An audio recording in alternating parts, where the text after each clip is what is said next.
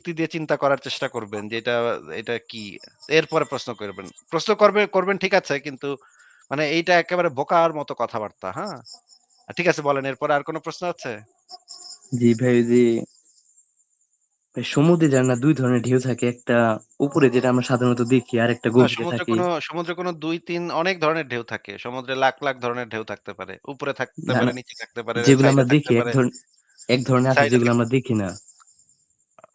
অনেক ঢেউই দেখি আমরা, অনেক ঢেউই আমরা দেখি না। আপনি নিশ্চয়ই বলবেন যে আপনি কি বলতে চাচ্ছেন সেটা আমি বুঝতে পারছি। আপনি বলবেন যে কোরআনের একটা আয়াতে বলা আছে যে ২ সমুদ্রের পানি মেশে না। এটাও তো বলতে চাবেন নাকি? না, এটাই না, তো ওইটা না, বলবেন ওইটা না। নাকি? আমি অন্য একটা আয়াতের, আচ্ছা কোন আয়াত বলেন?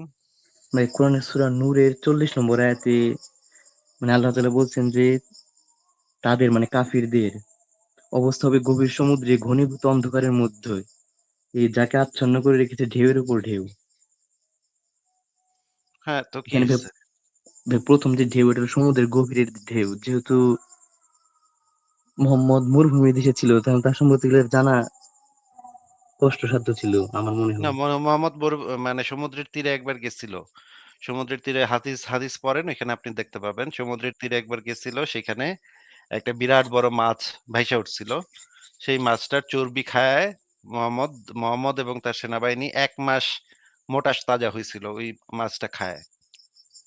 মোহাম্মদ নিজে সমুদ্র দেখছে এবং সে জানে সমুদ্র কি।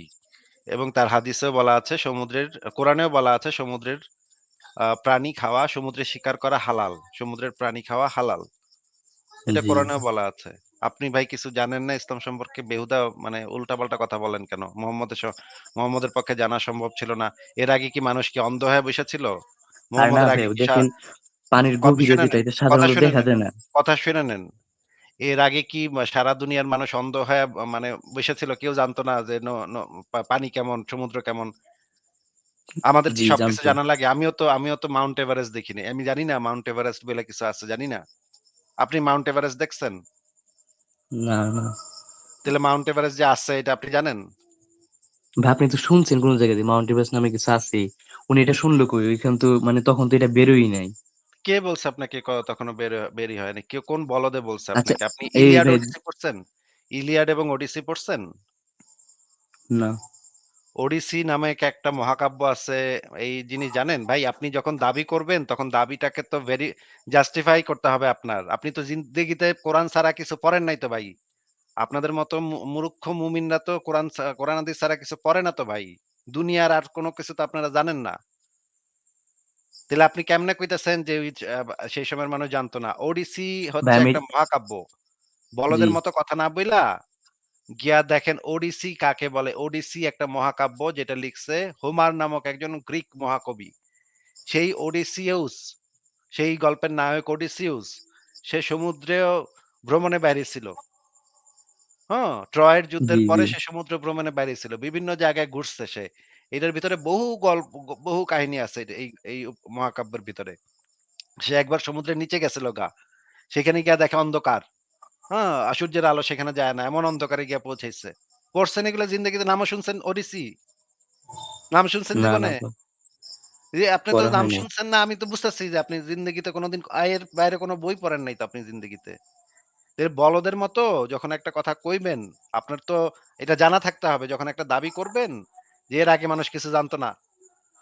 মক্কা ছিল, কাবা শরীফ ছিল একটা বাণিজ্যের জায়গা। সেখানে নানা ধরনের মানুষ এসে ঘোরাঘুরি করত। সেখানে একটা হজ সিস্টেম ছিল যেখানে নানা দেশের মানুষ আসতো। আইসা ওইখানে একটা কূপ ছিল জমজম কূপ সেখানে পানি খাইতে নানা অঞ্চলের মানুষ এসে সেখানে পানি খাইতো।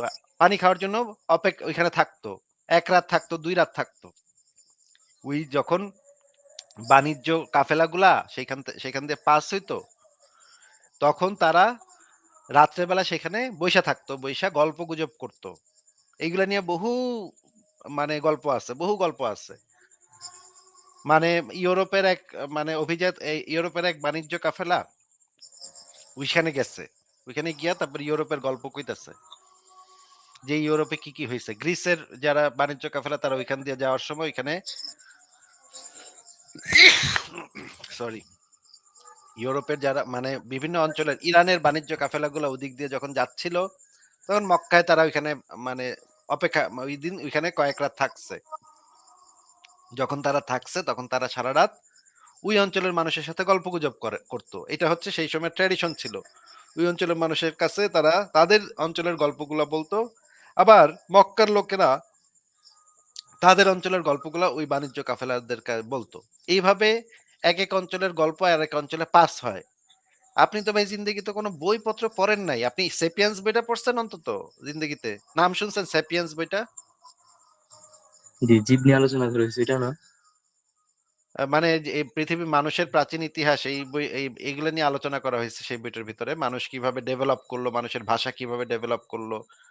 এই জিনিসগুলা নিয়ে আলোচনা করা হয়েছে বইটার ভিতরে। খুবই চমৎকার একটা বই। এই বইটা আপনি কিনে মানে ডাউনলোড করে পড়বেন। ঠিক আছে? বাংলা ভার্সন পাওয়া যায়। মানুষের ভিতরে যে জি। ভাষার উৎপত্তি কিভাবে ঘটছে আপনি জানেন? ফার্স্টে তো অঙ্গভঙ্গির মাধ্যমে শুরু হয়েছিল, তারপর আস্তে আস্তে। মানুষ ১ম এ ডাক দিত, কু কা করে ডাক দিত। তারপরে একটু অঙ্গভঙ্গি করত আর ডাক দিত। এরপরে সেগুলা মানুষের ভাষার উৎপত্তি ঘটছে গুজবের মাধ্যমে, গুজব ছড়ানোর মাধ্যমে। হ্যাঁ?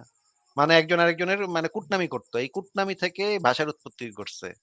মানুষ কুটনামি করতে পছন্দ করত। অমুকের বউ এটা করছে, তমুকের বুইনা এটা করছে। এগুলা নিয়ে একজন আরেকজনের সাথে কুটনামি করা শুরু করল। এই কুটনামিগুলা থেকে তাদের বাক্যের গঠন তৈরি হইছে বা ভাষা তৈরি হইছে এগুলার থেকে। হ্যাঁ? এই গল্প জি। বলার মাধ্যমে এই যে একজন মানুষ আরেকজন মানুষের গল্প বলে, এই গল্প সারা পৃথিবীতে বহু প্রাচীনকাল থেকে চলে আসতেছে। হেরোডিটাসের নাম শুনছেন? প্রাচীন গ্রিসের যে ঐতিহাসিক হিস্ট্রি লিখছে যে ১ম যে হিস্ট্রি লিখছে, পৃথিবীর ইতিহাস ১ম লিখছে হেরোডোটাস। নাম শুনছেন? জি ভাই, মিথগুলো পড়া হয় নাই। তো আপনার তো ভাই এগুলা না জেনে তো আপনি মানে পট করে একটা কিছু দাবি করে বসতে পারেন না। হ্যাঁ? না ভাই, আমি যেটা বলতেছি ওটার জন্য তো আর এগুলো জানা দরকার নেই। এগুলো অবশ্যই জানা দরকার আছে। আপনি কেন বললেন যে মানে মোহাম্মদের আগে কেউ কিছু জানতো না। সারা দুনিয়ার মানুষ চোখ বন্ধ করে বইয়া ছিল। আমি কখন বলছি আরে ভাই কেউ কিছু জানতো না? মোহাম্মদের ১৪ গোষ্ঠীর বাপের জন্মের আগে গ্রিসের বিজ্ঞানীরা মানে চাঁদ সূর্য কেমনে ঘোরে সেগুলো বের করে ফেলাইছে। আপনি কই থেকে কি কন? সমুদ্রের গ মা স সমুদ্রের গভীরতা কত সেটা পর্যন্ত তারা ক্যালকুলেট করতে পারত। বলদের মতো কি কথাবার্তা বলেন? মানে মানে নক্ষত্র দেখে কিভাবে দিক নির্ণয় করতে হয় এবং মানে কিভাবে এই যে যারা নৌকা চালাইতো, যারা জাহাজ চালাইতো, সেই প্রাচীনকালে যারা জাহাজ চালাইতো, তারা নক্ষত্রের গতিপথ দেইখা বুঝতে পারতো যে তারা এখন কোন জায়গাটাতে আছে। হ্যাঁ? এবং তারা কতদূর গেলে সেখানে মানে স্থলভূমি পাওয়া যাবে। সেগুলো তারা ক্যালকুলেট করতে পারত। পিথাগোরাসের নাম শুনছেন? জি পিথাগোরাস জি জি, জিন্দেগিতে শুনছি। শুনছেন নাম? ইউক্লিডের নাম জি শুনছেন জিন্দেগিতে ইউক্লিড? জি জি। এরা কি মুহাম্মদের আগে না পরে? আগে। আর্কিমিডিস কি মুহাম্মদের আগে না পরে?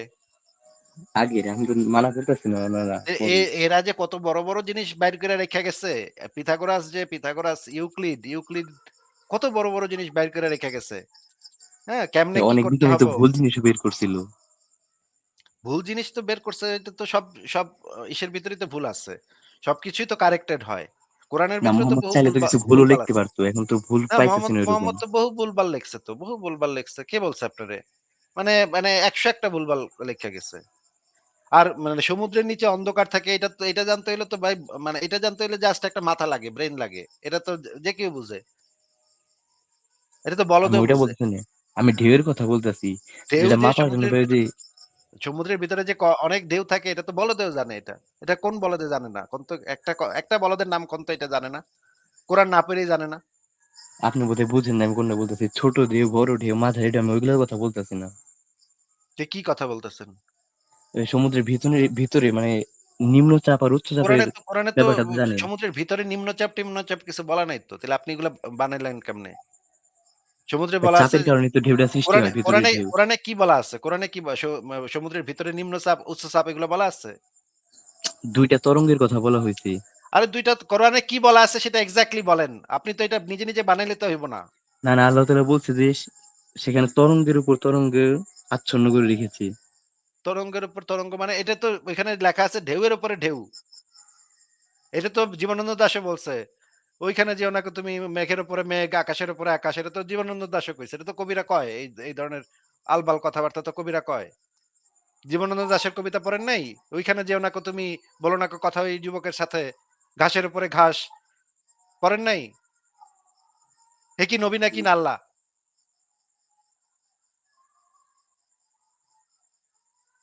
আকাশের উপরে আকাশ, ঘাসের উপর ঘাস তার প্রেম ইয়া হয়ে আসে। এই কবিতা পড়েন নাই? মানে ভাই যেটা বুঝাইছে ওটা মাপার জন্য এই আধুনিক তাপমাত্রার পরিমাপক যন্ত্রের প্রয়োজন। কে বলছে আপনার এই আধুনিক তাপমাত্রা? কি বলছে ওইখানে সে কোরআনের আয়াতটা বলেন। কোরআনের আয়াতটা বলেন যে শুধু কোরআনের আয়াত আয়াতের পড়লে তো নাম্বারটা কত? সবকিছু না, তাফসীরও তো না, দেখা না। লাগে। না, না আয়াতটা বলেন এবং সেই আয়াতের তাফসিরও আমরা দেখব অসুবিধা নেই। সেই আয়াতের তাফসিরে কোন সাহাবী এই কথা বইলা গেছে যে ওইটা মাপতে মানে ইয়া লাগবে, যন্ত্র লাগবে।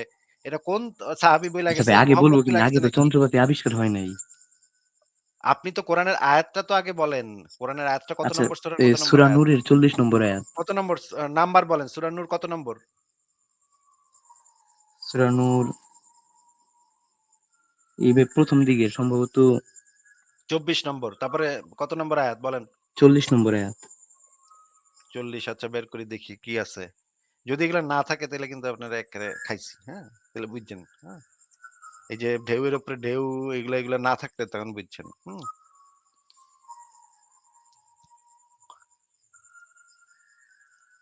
তাহলে কিন্তু অসুবিধা আছে বুঝছেন। আমি কিন্তু জানি যে এগুলার কিছু নাই।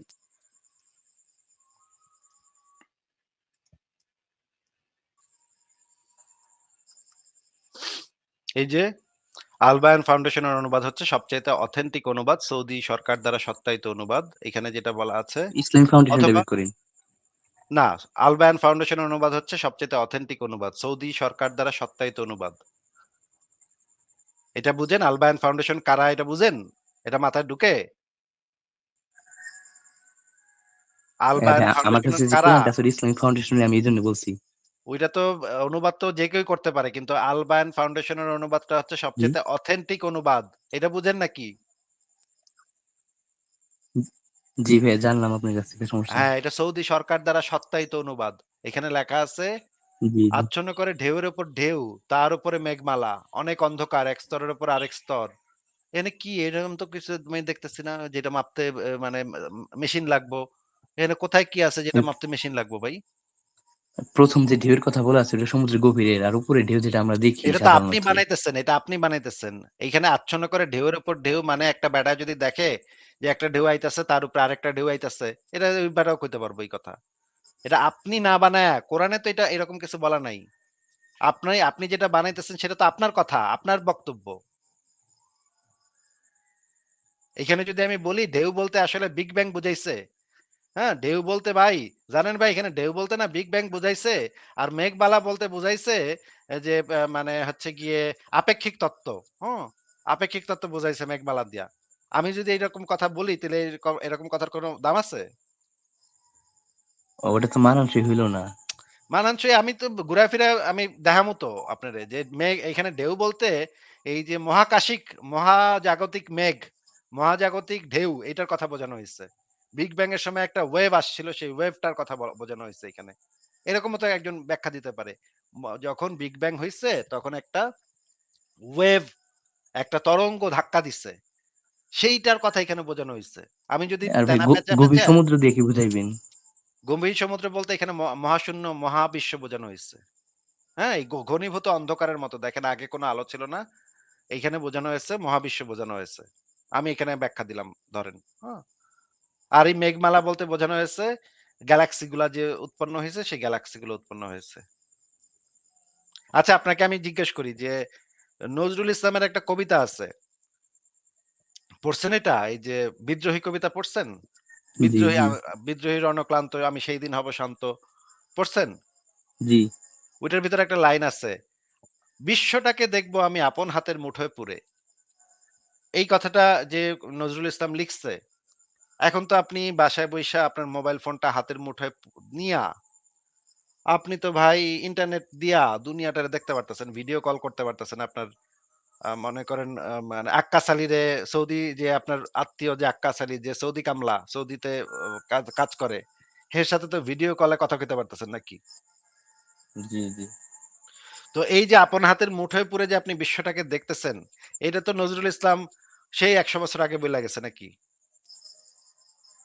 জি, জি। মানে নজরুল ইসলাম আগেই জানতো যে একদিন মোবাইল ফোন আবিষ্কার হইব, ইন্টারনেট আবিষ্কার হইব, মানুষ মোবাইল ফোন দিয়ে ইন্টারনেট চালায়া একজন আরেকজনের লগে কথা কইব। Google সার্চ করব, Wikipedia সার্চ করব, ভিডিও দেখব, YouTube দেখব, Facebook দেখব। এইগুলা তো নজরুল ইসলাম আগে থেকে জানতো নাকি ভাই?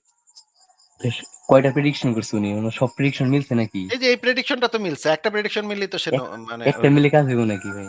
একটা মিললে কারণ কাজ আমি হইব যদি না বলি কেন? আপনারে আমি কে যদি বলছে? টাইম মেশিন, আচ্ছা ঠিক আছে আপনি বলেন কয়টা মিললে কাজ হইব? কয়টা মিললে এরে আমি আল্লাহ বইলা স্বীকৃতি দিতে পারবো? ৫ টা নাকি ১৫ টা নাকি ১৭ টা? ওনার কথায় ভুল থাকা যাবে না। ভুল ছাড়া একটা দেখান।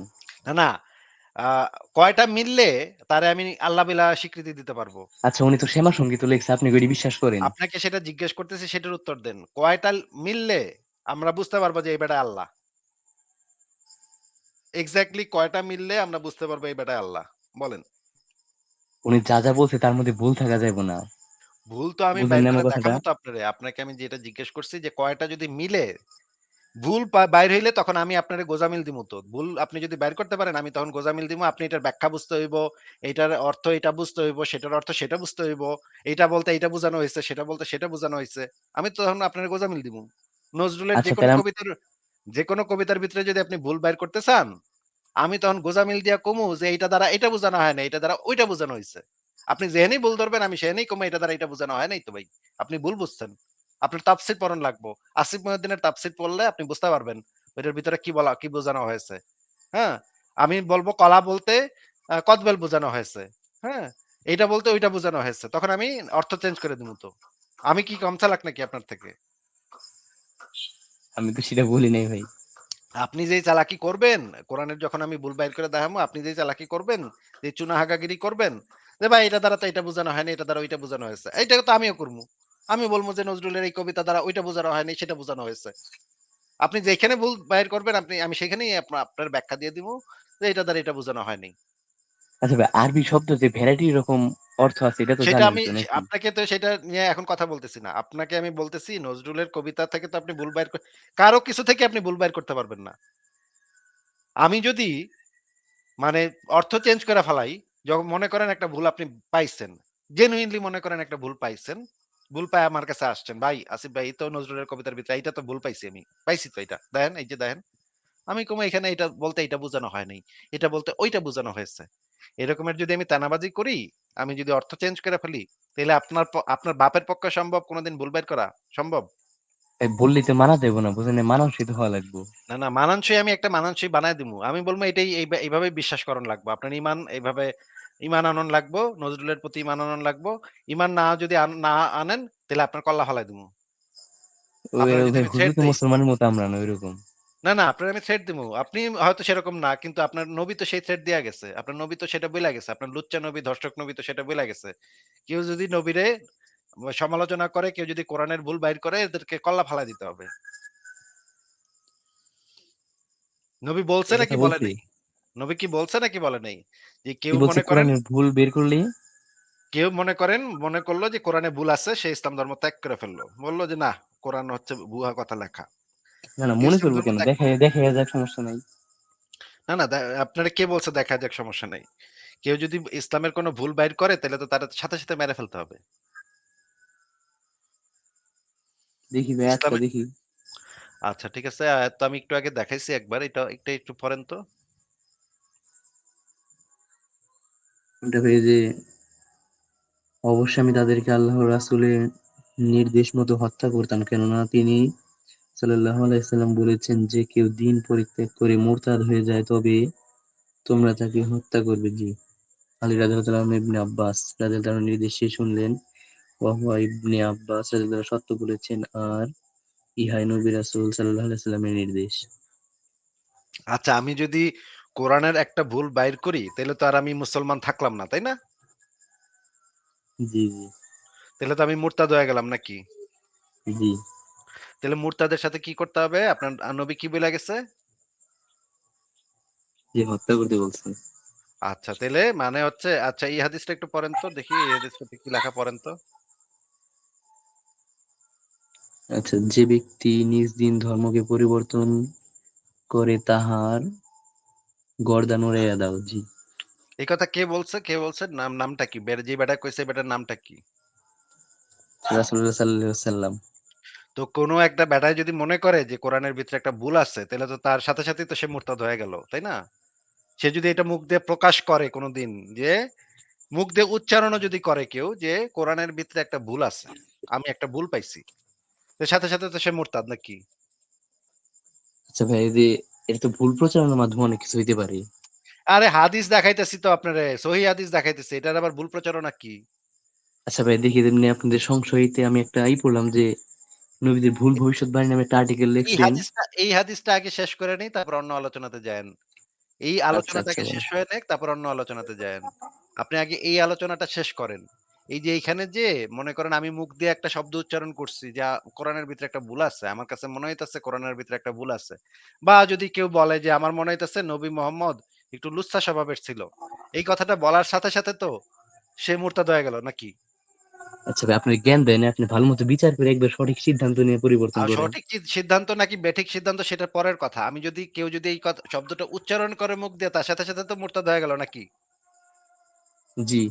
তখন তারে কি করতে হবে? হত্যা করতে হবে, জি। তাইলে আপনার ধর্মটা বইলা গেছে, আপনার জঙ্গি নবী বইলা গেছে যে তারে মেরে ফেলতে হবে। তাইলে এক বাটায় তো এটা তো জোর জবরদস্তি হয়ে গেল। আমার কাছে আমি যদি ভুল পাইও তাহলে তো আমি কইতে ভয় পামু। কারণ আপনারা জঙ্গি মুমিনরা এসে আমারে জবাই করে ফেলাইবেন। আমি তো ডরামু ভাই। আমি তো ভয় পামু, বলতে ভয় পামু। আমি পাইলে বলমু না। বললে তো আমার কল্লা উড়াই দিবেন আপনারা আইসা। জবাজবি করবেন। আপনারা তো মানে কল্লা কল্লা ফালানি জঙ্গি। আপনার নবী এটা হুকুম দিয়া গেছে। আচ্ছা ঠিক আছে, আমরা একটা পড়ি, আমরা একটা ভিডিও দেখি। ভিডিওতে কি বলে? আজ বিচারের দিন, এমন একদিন একচ্ছত্র মালিকানা আল্লাহর হাতে থাকবে। কোন মানুষের কোন কাজে আসবে না, কোন মানুষের কোন কাজে আসবে না। একচ্ছত্র মালিকানা আল্লাহর হাতে থাকবে। আল্লাহ রোজ বিচার করেন না। যদি প্রতিদিন বিচার করতেন তাহলে বুশের মতো স্বৈরাচারী মানুষ বেঁচে থাকতো না। যদি আল্লাহ রোজ বিচার করতেন তাহলে শাহবাগের এই লোকগুলি দুনিয়াতে বেঁচে থাকতো না। রাসূলের উপরে একটু কটু মন্তব্য করলে সে হত্যার যোগ্য হয়। রাসূলের উপরে কটু মন্তব্য করলে সে বেঁচে থাকার সুযোগ রাখে না। একজন সাহাবী বলছেন, আল্লাহ রাসূল, আমার এই দাসী কাজের মেয়েটা আপনাকে খুব গালি দেয়। আমার এই কাজের মেয়েটা, এই দাসী আপনাকে খুব গালি দেয়। তো আমি গালি সহ্য করতে না পারে একবারে ছুরি তার পেটে চালিয়ে দিয়েছি, ওকে একবারে মেরে আপনার কাছে এসেছি। তো আল্লাহ রাসূল কিছু বললেন না। আল্লাহ রাসূল কিছু বললেন না। না, তুমি অন্যায় করেছ। এ হাদিস প্রমাণ করছে কটু মন্তব্য করলে কারো বেঁচে থাকার সুযোগ নেই। আচ্ছা এই হাদিসটা কি আপনি পড়ছেন যে এই যে নবী মোহাম্মদকে কেউ যদি সামান্য কটু জি জি। মন্তব্য করে তাহলে তাকে সাথে সাথে মেরে ফেলতে হবে? আমি ওইটা পড়ি নাই, আমি যে উনি যে হাদিসটা বললো এটা পড়ছি। এই যে একজন অন্ধ সাহাবী যে তার ক্রীতদাসীকে হত্যা করছিল সেই হাদিসটা পড়ছেন? জি জি, এটা। আচ্ছা ঠিক আছে। তারপরে ইসলাম ধর্ম কবুল না করলে আপনার নবী যে তাদের সবাইরে জবাই করতে বলছে সেটা পড়ছেন? রেজাউল, আপনাকে জিজ্ঞেস করেছি ইসলাম ধর্ম কবুল না করলে মানুষকে যে জবাই করতে আপনার নবী হুকুম দিচ্ছে সেটা পড়ছেন? ভাই, আরেকবার বলেন, নেটের সমস্যা ছিল। আচ্ছা, ইসলাম ধর্ম কবুল না করলে আপনার নবী যে হ্যালো। কতল করতো মানুষকে, মানুষকে জবাই করতো, এটা পড়ছেন? রেজাউল, আপনাকে আচ্ছা যেটা ভাই, এটা জিজ্ঞেস দেখেন। করতেছি। আচ্ছা ঠিক আছে, এই না না, হাদিসটা এটা একটু পড়ে শোনান, এই হাদিসটা একটু পড়ে শোনান আমাদেরকে।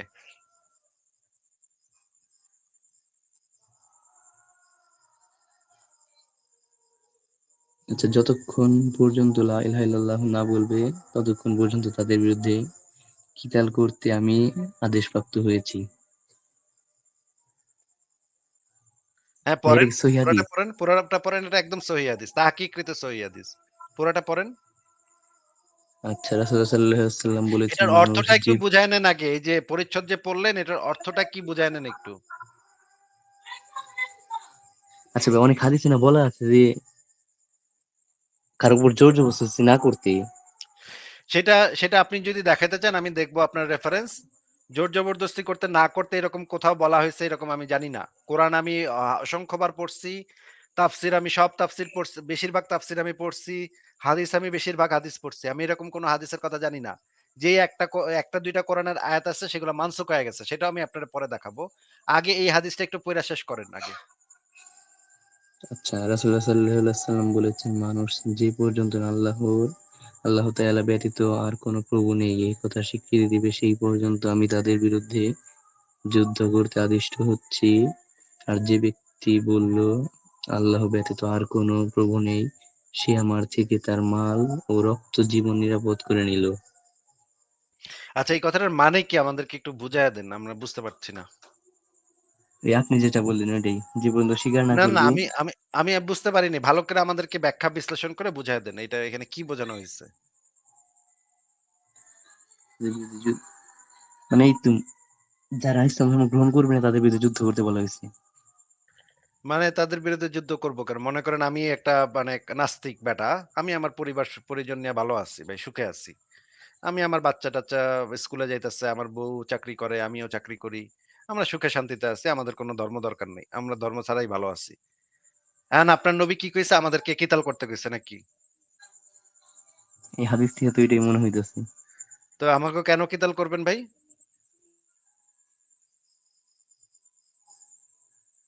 ওই স্বীকার করবো না দেখে। ওমা! আমরা তো আমাদের মতো ভালো আছি। আপনার ধর্ম দরকার নাই আমাকে ভাই। আপনার ধর্ম আপনার কাছে রাখেন।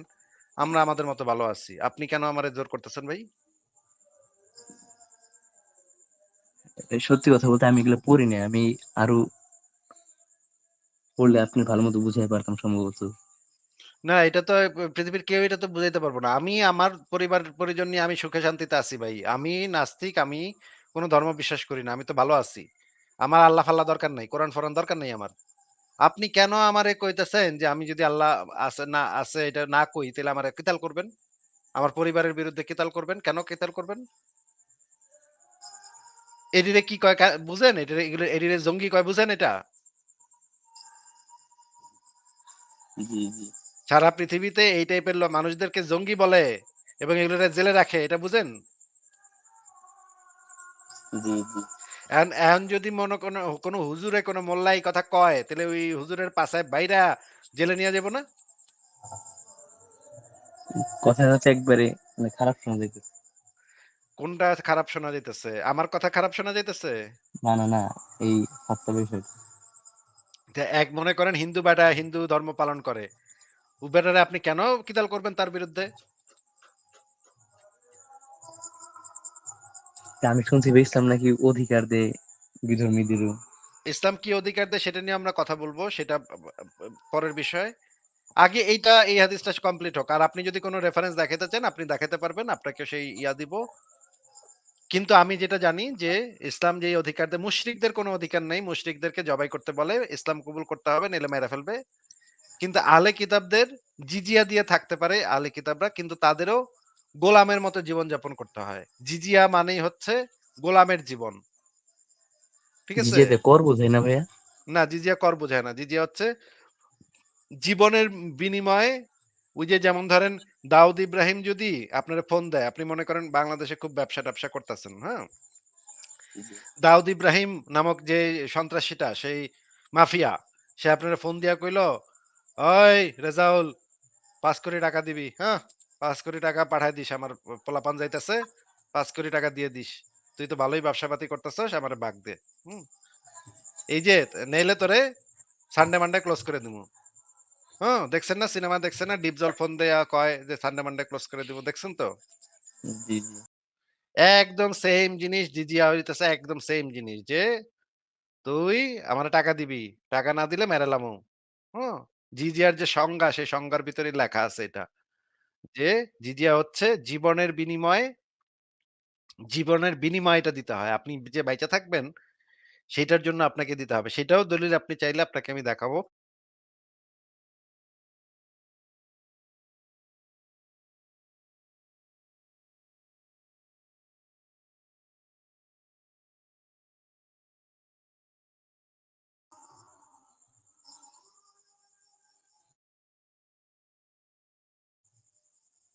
রেজাউল হ্যালো। আপনি কি শুনতে পাচ্ছেন কথা?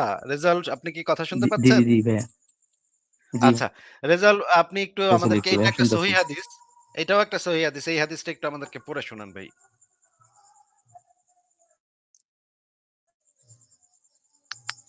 আচ্ছা, রাসূল সাল্লাল্লাহু আলাইহি ওয়াসাল্লাম আমাদের কাছে বেরিয়ে এসে বললেন, ইহুদীদের এলাকায় চলো। আচ্ছা। তারপর, পুরাটা পড়েন, হে পুরাটা ইহুদী পড়েন, পুরাটা সম্প্রদায়। পড়েন, পুরাটা পড়েন। আমরা তার আচ্ছা, সাথে আচ্ছা।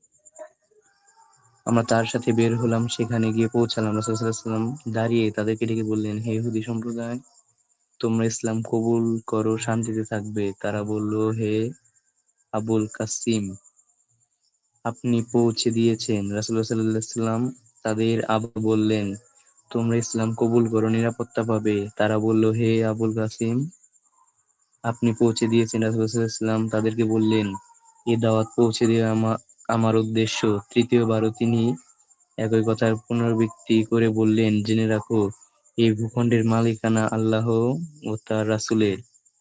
আমি তোমাদের এই ভূখণ্ড হতে বিতাড়িত করতে চাই। সুতরাং তোমরা কোন জিনিস বিক্রি করতে সক্ষম হলে বিক্রি করো, অন্যথায় জেনে রাখো, এই ভূখণ্ডের মালিক আল্লাহ তার রাসূল।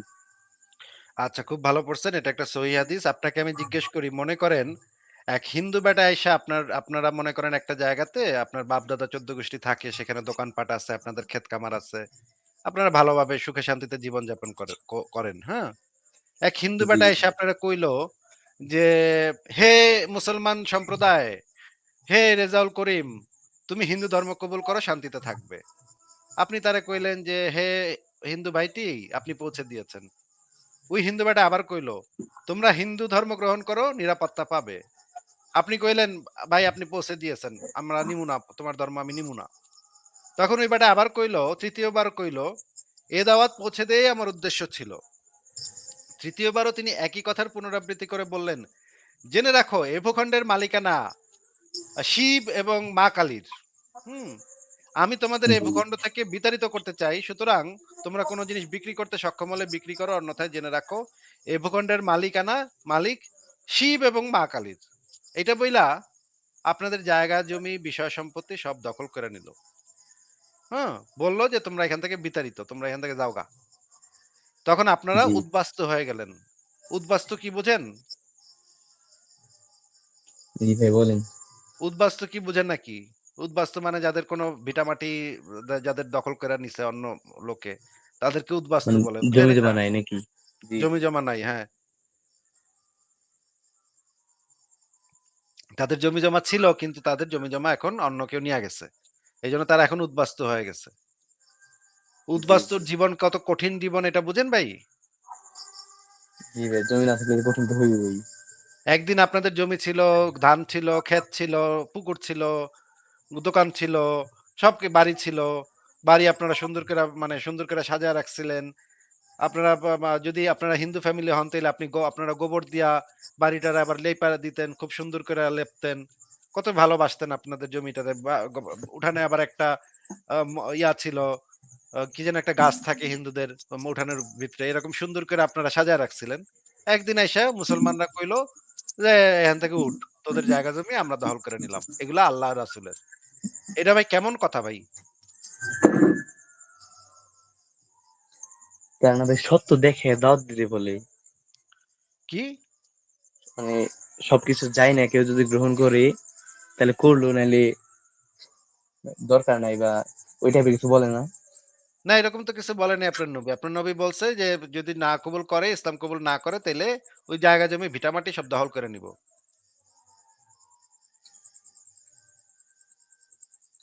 জি ভিটামাটি ভাই, দখল আমার করব আরো কেন ভাই? ভিটামাটি দখল করব কেন? একজন ইহুদি তো তার মতো তারা থাকতেছে। তাদের জায়গা সম্পত্তি দখল করব কেন?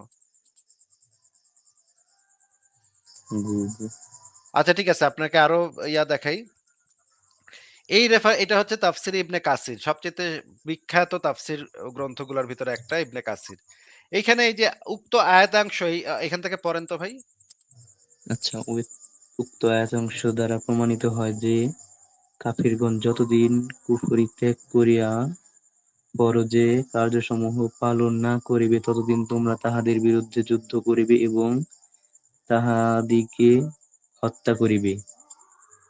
ওমা! এই কথার মানে কি ভাই? এই কথার মানে কি বুঝলাম না তো। একটু বুঝায় দেন তো। ওইটাই ভাই, যে পর্যন্ত কবুল না করবো হত্যা করতে বলছে। ওমা! মনে করেন এক বেটায় সুখে শান্তিতে বসবাস করে, সে মনে করেন বৌদ্ধ। ও বেটা আপনার ইসলাম নিয়ে এর কোনো মাথা ব্যাথা নাই। এরে আপনার কি করতে হইব? এই আয়াত অনুসারে? আয়াতের সাথে হত্যা করার কথা বলছে। ওমা! কেন ভাই? কাহিনী কি? জি। কাহিনী কি? তারে হত্যা করবেন কেন? আমি আমি কিছু ও বলতে ওর পারতেছি ওই ওর বাপের খুশি ও কুফরি করতেছে। তাতে আপনার আপনার বাপের কি? ওর ইচ্ছা ও কুফরি করুক গা। আপনি এখানে গিয়ে নাক গলাইতেছেন কেন?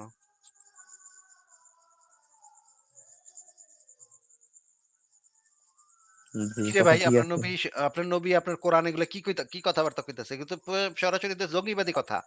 এগুলো এখন মানে মানে কোন সভ্য দেশে কইলে তো পুলিশে ধরে নিয়ে যাইব। আচ্ছা ঠিক আছে। এটা এটা পড়েন। এটা পড়েন তো ভাই। এই যে সূরা তাওবার যে ব্যাখ্যা, তাফসির ইবনে কাসির। পড়েন তো ভাই এখানে কি লেখা? আচ্ছা, এই অনুমতি দেওয়া হচ্ছে না যে তাদের তাদেরকে সামনে পেয়ে পেয়ে গেলে তাদের যুদ্ধ করবে, স্বয়ং তোমাদের জন্য এই অনুমতি রয়েছে যে তোমরা এই নিজে। অনুমতিও রয়েছে। এই অনুমতিও রয়েছে। এখানে বলা হচ্ছে অর্থাৎ তোমাদের শুধু এই অনুমতি দেয়া হচ্ছে না যে তাদের সামনে পেয়ে গেলে তাদের সাথে যুদ্ধ করবে। বরং তোমাদের জন্য এই অনুমতিও দেয়া রয়েছে যে হ্যাঁ, এরপর পড়েন। জি ভাই, ভাই আপনি একটু পড়েন, এই মোবাইল স্ক্রিন ছোট দেখা যাচ্ছে অনেক। আচ্ছা এখানে বলা হচ্ছে তোমরা নিজেদের পক্ষ থেকেই তাদের উপর আক্রমণ চালাবে। মানে তারা কিছু করে নাই। তারা হাইটা যাইতেছে। হ্যাঁ? কিছুই করে নাই আপনারে। আপনি একবারে গিয়ে তাদের উপরে নিজের থেকে গিয়ে আক্রমণ চালাবে। এই কথাটা এখানে লেখা আছে। মানে হুদাহুদি নিজের থেকে গিয়ে আক্রমণ চালাবেন আপনি। আপনার কোনো পাছায় লাথি-লুত্তি কিচ্ছু মারে নাই। নিজে গিয়ে মানে মানে নিজ থেকে গিয়ে আক্রমণ করবেন এটা বলা আছে এখানে। জি, জি। বুঝতেছেন ভাই? এগুলা কি কোনো কথা? এগুলো কোনো সভ্য মানুষের কথা? এখানে আরো বলা আছে তাদের পথরোধ করে দাঁড়াবে এবং তাদেরকে ইসলাম গ্রহণ করতে অথবা যুদ্ধ করতে বাধ্য করবে। এজন্যই আল্লাহ পাক বলেন যদি তারা তওবা করত, নামাজ প্রতিষ্ঠিত করে এবং যাকাত প্রদান করে তবে তাদের রাস্তা খুলে দেবে এবং তাদের উপর থেকে সংকীর্ণতা উঠিয়ে নিবে। মানে যদি ইসলাম কবুল করে তাইলে আবার ভিন্ন কথা। তাইলে মাফ। এ আয়াতকে দলিল হিসেবে গ্রহণ করেই আবু বকর যাকাত অস্বীকারীদের বিরুদ্ধে যুদ্ধ ঘোষণা করেছিলেন। যুদ্ধ করা এ শর্তে হারাম যে তারা ইসলামের মধ্যে দাখিল হয়ে যাবে এবং ইসলামের অবশ্য করণীয় কাজগুলা করবে। নিচে আরো বলা আছে সহিহ বুখারী এবং সহিহ মুসলিমে হযরত ওমর হতে বর্ণিত আছে যে রাসূলুল্লাহ বলেছেন, আমি এ মর্মে আদিষ্ট হয়েছি যে আমি লোকেদের বিরুদ্ধে যুদ্ধ করতে থাকবো যে পর্যন্ত না তারা সাক্ষ্য প্রদান করে যে আল্লাহ ছাড়া কোনো উপাস্য নেই ও মুহাম্মদ আল্লাহর রাসূল, তারা সালাত প্রতিষ্ঠা করে যাকাত দেয়। একটু আগে যে হাদিসটা আপনাকে দেখাইলাম সেই হাদিসটা এখানে বর্ণনা করা আছে। মনে আছে এই যে কিতাল করার হাদিসটা একটু আগে জি দেখাইলাম? ভাই। জি, জি। এই হাদিসটা আবার এখানেও বর্ণনা করা আছে।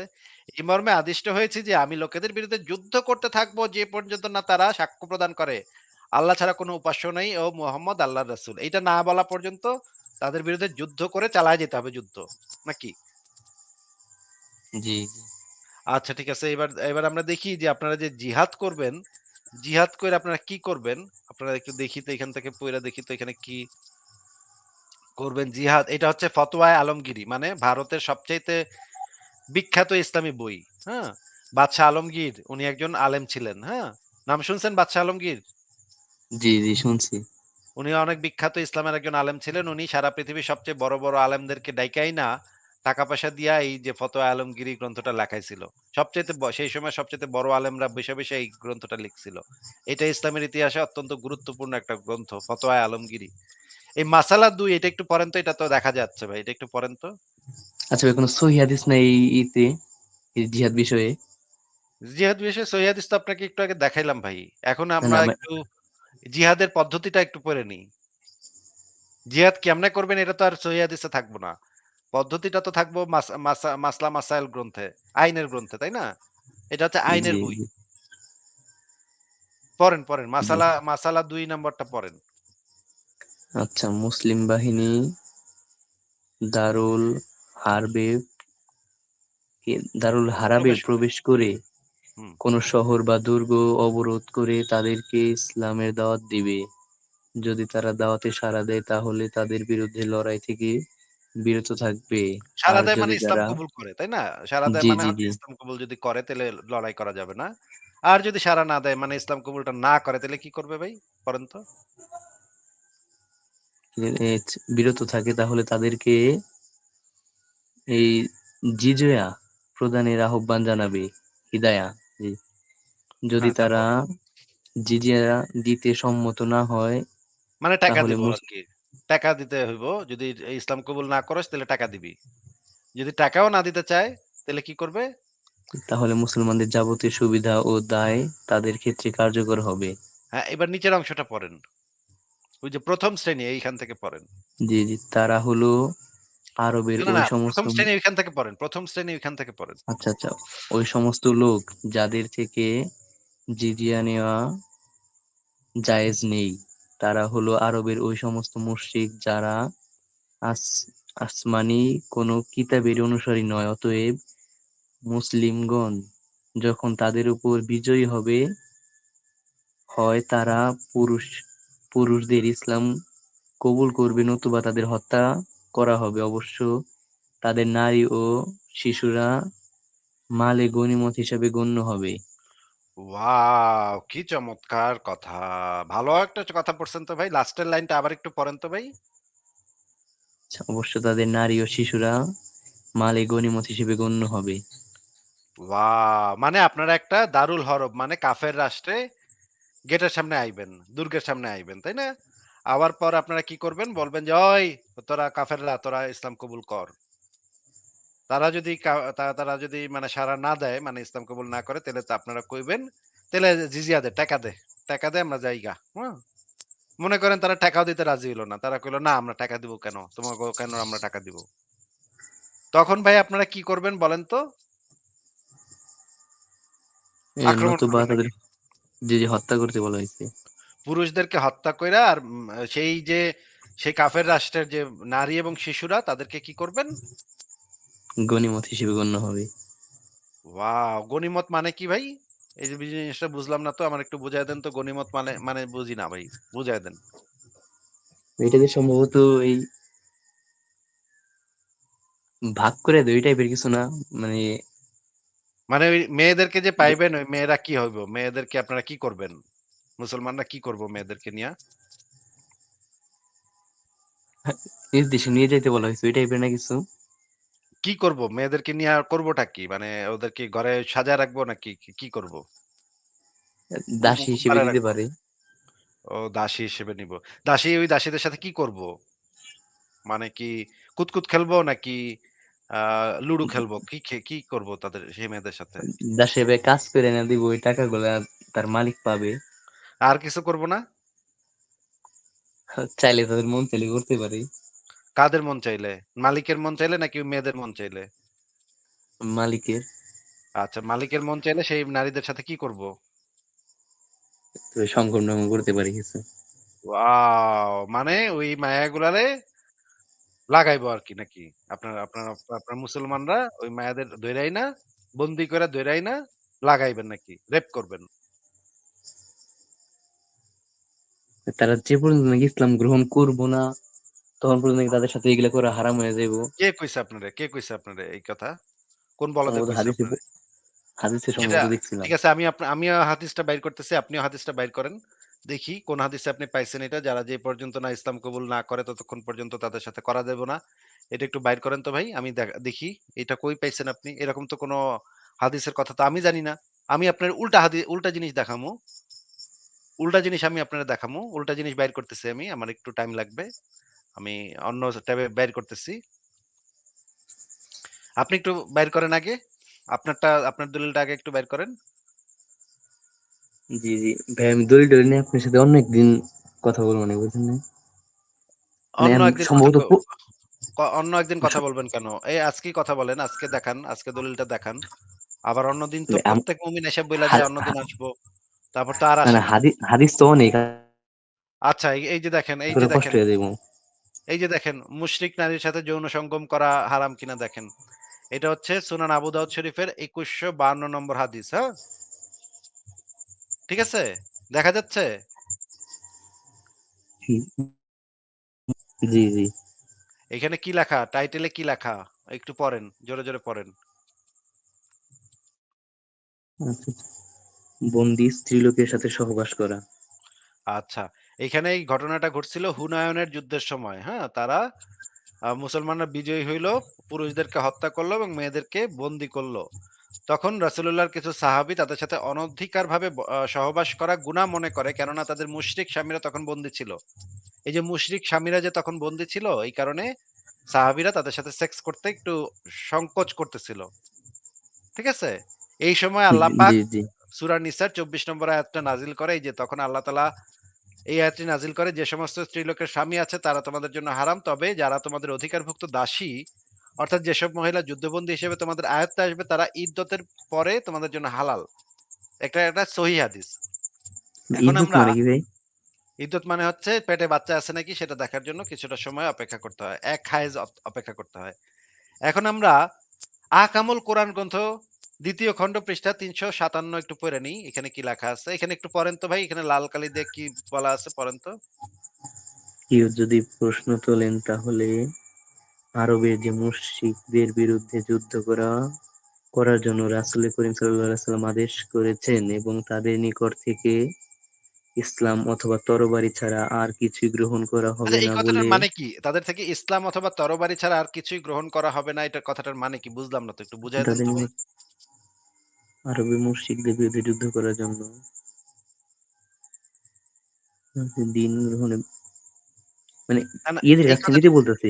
এই কথাটা একটু বুঝায় দেন। তাদের নিকট থেকে ইসলাম অথবা তরবারি ছাড়া আর কিছুই গ্রহণ করা হবে না বলে ঘোষণা করেছেন। এই কথাটার মানে কি? বুঝি নাই তো ভাই। বুঝায় দেন আমারে। মানে মুশরিকরা ইসলাম স্বীকার করলো ওইটাই, বা তাদের তরবারি নিব ওই টাইপের নাইলে কিছু কল্লা না। ফালায় দিমু। মানে ইসলাম নিবি নাকি ক? জি ইসলাম জি গ্রহণ করবি নাকি ক? নাইলে কল্লা ফালায় দিমু নাকি? এই- জোর জবরদস্তি আরে, নাকি? জি জি ওইটাই তো বোঝা যাইতেছে। ও মানে গলার সামনে তরবারি ধইরা আপনারা কইবেন ইসলাম কবুল করবি? করবি? করবি না? দে তো তোর কল্লার ফালায় দিলাম। দিলাম কল্লা ফালায়। এইটা করবেন আপনারা। এটা কইরা আপনারা জোর জোর জবরদস্তি করে ইসলাম কবুল করাইবেন নাকি? আচ্ছা, ঠিক আছে, ঠিক আছে। এখান থেকে জি পড়েন জি জি তাহলে। এখান থেকে পড়েন। আ এইটা হচ্ছে মুক্তাসার জাদুল মাআদ। এটাও একটা বিখ্যাত সরি।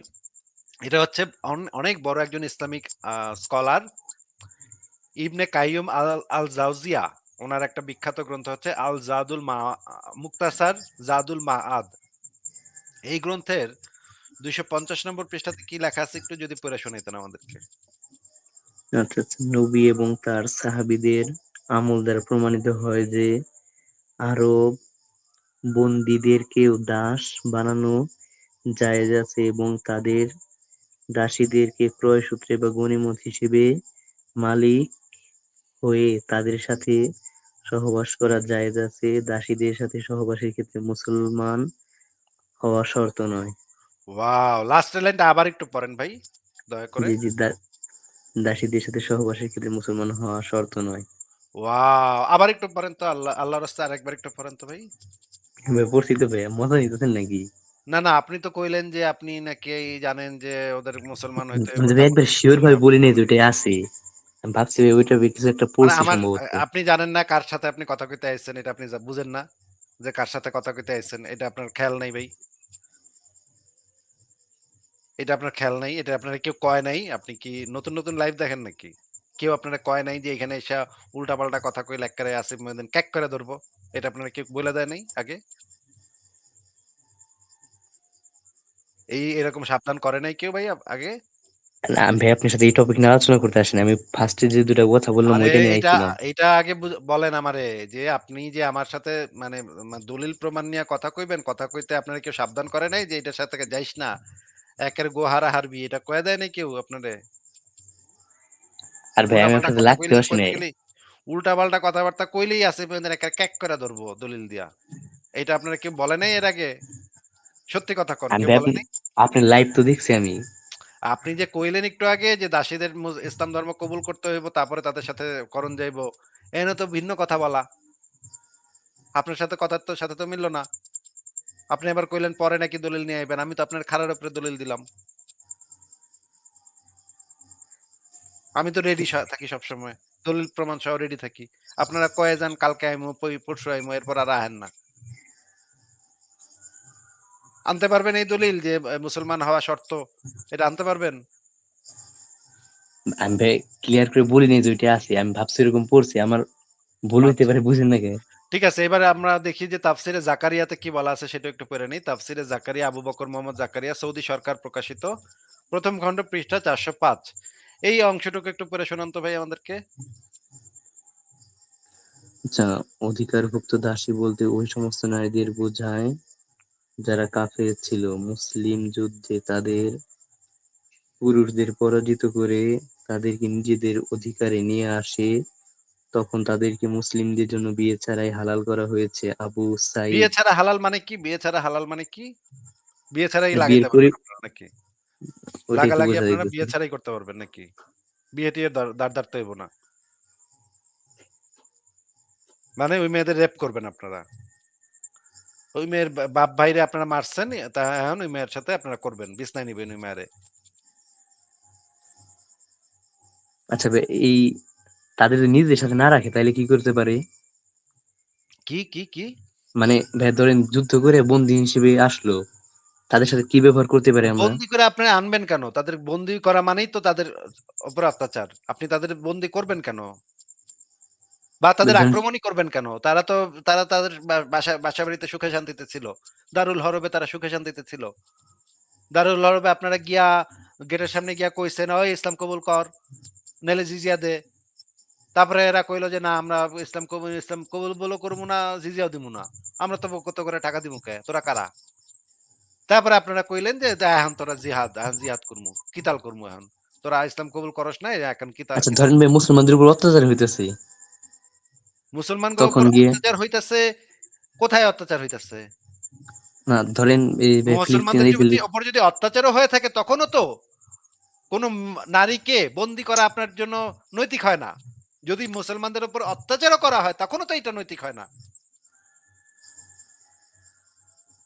তখন এটা নৈতিক হয়? ধরেন ভাই ওইখানে তাদের মানে স্বামী টামী মারা গেছে, তখন মানে কেউ নাই তাদের, আরে খাবার স্বামীরা দাবার আপনারা তো ব্যবস্থা, মারবেন কেন তাদের স্বামীদেরকে? আপনারা তো আক্রমণাত্মক জিহাদ করতেছেন। আপনারা বললাম না। তাদের গেটের সামনে গিয়া, তাদের দুর্গের সামনে গিয়া তাদের হুমকি দিছেন যে, "তোরা ইসলাম কবুল কর, নইলে তো করে নইলে জিজিয়া দে, নইলে তো করে আক্রমণ করমু।" এটা আপনারা হুমকি দিচ্ছেন তাদেরকে। না, একটু আগে অন্য দিক থেকে দেখাইলেন চিন্তা না? করেন, ধরেন মুসলমানদের উপর অত্যাচার হইতেছে, ওই ক্ষেত্রে কি হইব? না, আপনাকে আমি যে জিনিসটা দেখাইছি, আপনাকে আমি একটার পর একটা দেখায় আসছি। আপনাকে না এই জি ভাই, জিহাদের নীতিমালা দেখাইছি। জিহাদের নীতিমালার ভিতরে এটা ছিল যে, আপনারা দারুল হরব মানে কাফের রাষ্ট্রে গিয়া আপনারা হুমকি-ধামকি দিবেন। "ও তোরা ইসলাম কবুল করবি, নাইলে জিজিয়া দিবি, নাইলে আক্রমণ করবো।" তারা কইছে যে, "না, আমরা জিজিয়াও দিমু না, তো করে ইসলামও কবুল করবো না।" তখন তাদেরকে আপনারা মাইরা তাদের মা-বেটিকে আপনারা বন্দী করে নিয়ে আসছেন। মানে সেখানে পুরুষদেরও কোনো দোষ ছিল না। তারা তাদের মতো ধর্ম পালন করতেছিল। এই ক্ষেত্রে আপনাকে জিজ্ঞেস করতেছি। এই ক্ষেত্রে আপনি বলেন, না এই না, এই ক্ষেত্রে তাদের পার্সপেক্টিভটা তো এটা ভুল হইতেছে, আমার মনে হইতেছে। এই ক্ষেত্রে তাদের যে মা-বেটিকে আপনি বন্দী করে নিয়ে আসবেন, তারা তো তাদের বাসা-বাড়িতে ছিল। তারা তো কিছু জানতও না। সেই মেয়েরা হয়তো কিছু জানতও না যে কারা আইছে না, কারা কি করছে। হঠাৎ একদিন দেখলো একদল সৈন্য শহরে ঢুইকা পড়ছে। ঢুইকা তাদের স্বামীদেরকে মারা শুরু করছে। পুরুষদেরকে সবাইরে মারা শুরু করছে। মাইরা তাদেরকে বন্দী করে বাইন্দা নিয়া গেল। দড়ি দিয়া হাত-পা বাইন্দা নিয়া গেল তাদেরকে। তারা কিছুই বুঝলো না। হায়! এটা কি হইলো? তখন এক বেটা আইসা কইলো যে, "তুমি আমার গনিমতের মাল, আসো বিছনায় আসো। তোমার ইদ্যত হইছে? তোমার মানে হায়েজ হইছে?" তখন মহিলা বলল, "হ আমার এই আজকে হায়েজ হইছে।" "তাইলে আসো, তাইলে আমার বিছনায় উঠো, তোমারে আমি লাগামু। তুমি আমার দাসী।" এইটা যদি আপনার মার সাথে হয় তাইলে আপনার কেমন লাগবে? জিনিসটা নিয়ে আমারও কনফিউশন আছে, আমিও কথা টথা বলে দেখি কারোর সাথে। না, এটা আপনি একটু মানবিকভাবে একটু মানে সুস্থ বিবেক বিবেচনা দিয়ে চিন্তা করে বলেন আমাকে যে, আপনার সাথে যদি হিন্দুরা এই কাজ করে, আপনার সাথে যদি হিন্দুরা এসে আজকে এই কাজ করে, মানে মনে করেন ভারত বাংলাদেশ আক্রমণ আপনি কই থাকেন? বাংলাদেশ থাকেন? জি জি। মনে করেন ভারতের হিন্দুরা এসে আক্রমণ করলো, হ্যাঁ? আক্রমণ করে আপনারা একই সিস্টেমে আপনারে আইসা কইলো, "হিন্দু আমরা হিন্দু, তোরা হিন্দু ধর্ম গ্রহণ কর। নইলে তো করে নইলে টাকা দে। নইলে তোরে মেরে এলামু।" আপনারা কইলেন যে, "না আমরা হিন্দুও হমু না, আমরা টাকাও দিমু না। আমাগো ধর্ম নিয়ে আমরা ভালো আছি। আমাগো ইসলাম ধর্ম নিয়ে আমরা ভালো আছি। আমরা নামাজ রোজা করি। আমরা কোনো অন্য হিন্দু-টিন্দু হমু না।"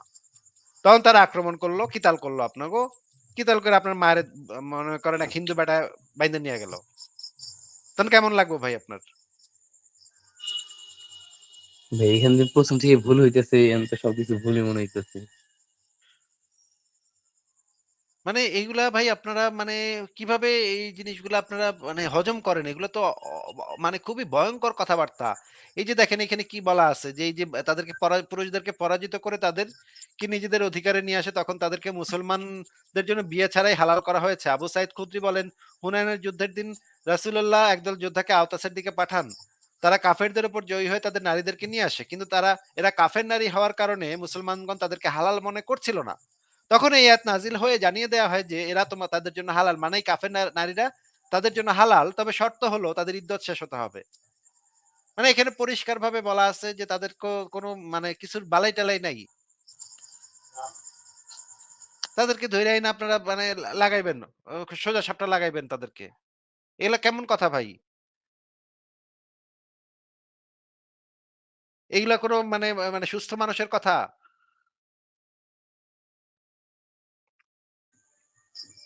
ভাই বলেন। এগুলো তো অসুস্থ মানে জানোয়ারের কথা, এগুলো তো জঙ্গি জানোয়ারের কথা।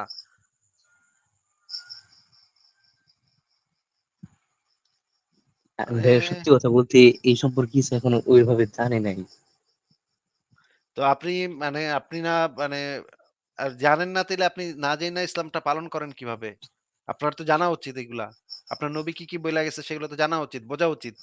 জি ভাই, জানার চেষ্টা করতেছি। বয়স তো এখন অত হয় নাই, বুঝলেন না ভাই? ঠিক আছে, আপনাকে তাহলে আমি সময় দিলাম। আপনি এরপরে যেদিন যুক্ত হবেন সেদিন আচ্ছা ভাই, এগুলা আরো যাই না জানার চেষ্টা করবো। পড়ালেখা করে সংশয়.com এ লেখা আছে সেগুলো পড়বেন। আবার জি জি, অন্য পড়তেছি মুমিনদের এগুলো লাইভও বেশি। দেখবেন, মুমিনদের কথাও শুনবেন। ২ পক্ষই শুনবেন, যাচাই করবেন যে অমুকের জি কথা জি। একটু শুনে নই, নাস্তিকদের কথা একটু শুনি। দেহি ২ পক্ষ কি কয়। তারপরে আপনি বিচার বিবেচনা করবেন। নিরপেক্ষভাবে বিচার বিবেচনা করবেন যে কোন জিনিসটা আসলে যৌক্তিক মনে হচ্ছে।